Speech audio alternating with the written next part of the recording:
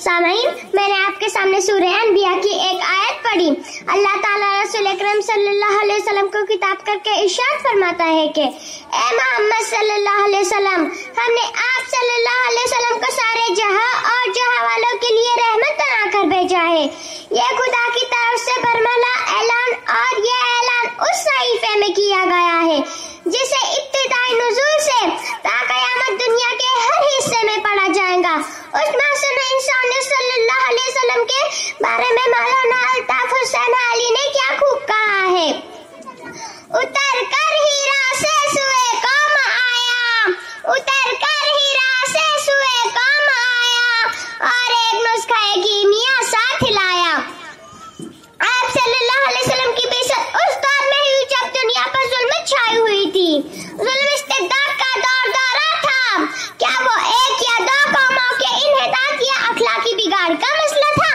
अखलाकी जराइम का मसला था?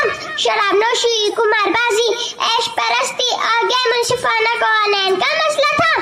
मसला ये था कि इंसान को खाक में मिला रहा था। मसला ये नहीं था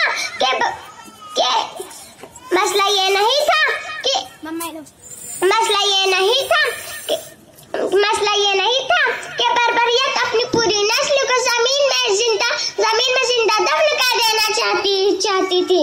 मसला ये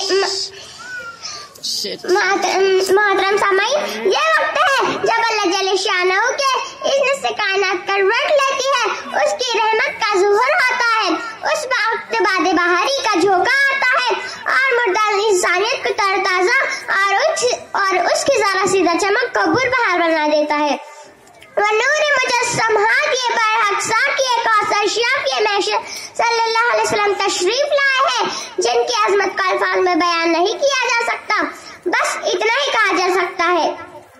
दुनिया सलाम उस पर कि जिसने बेकसों की दस्तगीरी की, सलाम उस पर कि जिसने बेकसों की दस्तगीरी की, सलाम उस पर कि जिसने बादशाही में फकीरी की, सलाम उस पर कि जिसका जिक्र है सारे साहिब में, सलाम उस पर कि जिसका जिक्र है सारे साहिब में, सलाम उस पर हुआ मजरू जो बाजार ताइफ में।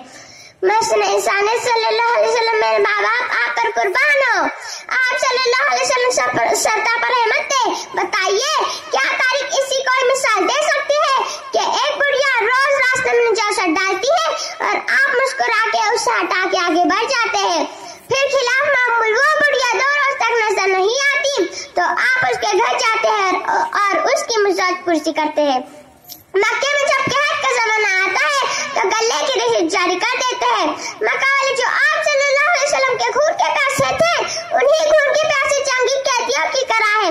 आप सल्लल्लाहु अलैहि वसल्लम तक पहुंचते तो आप सल्लल्लाहु अलैहि वसल्लम कैदियों के बंधन ढीले कर देते हैं।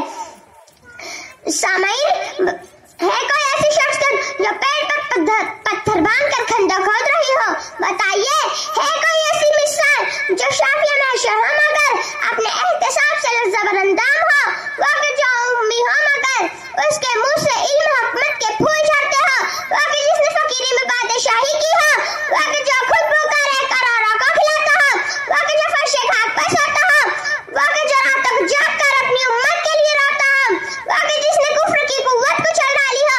वो कि जिसने जमाने की फिजा बदल डाली हो? बेशक रहमत आलम के लिए इतना ही कहा जा सकता है।